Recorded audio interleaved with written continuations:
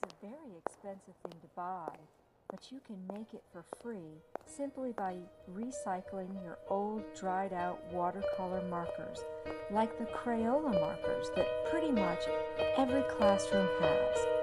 You can have a drive where you put a container in your room and have your students use it for the ones that are in the art classroom that dry out or the ones that they have at home or in other classrooms.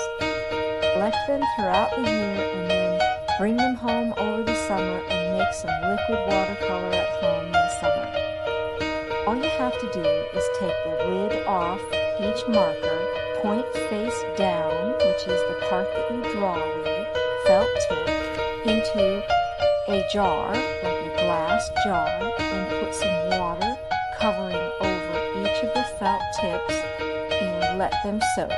Now obviously you're going to want to put all the yellow markers together and all the green ones together, etc., so that you're making one color that is a concentrated color.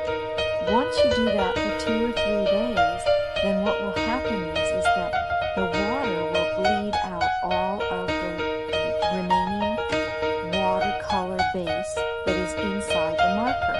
And then you can throw away the marker and you will have a concentrated liquid watercolor that you can use. I don't keep those stored in glass jars in the classroom because glass is not a friend of children. So I put them in hardy plastic containers, not water bottles, because water bottles are not very sturdy. And I make sure that I mark them because sometimes they're hard to discern what color they are, like a turquoise blue or a blue or a green when they're inside the bottle.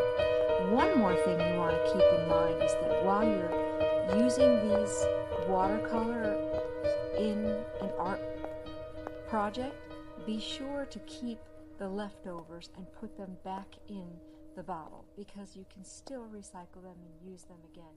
Even if they look like they're kind of drying out, that just means that they're more concentrated.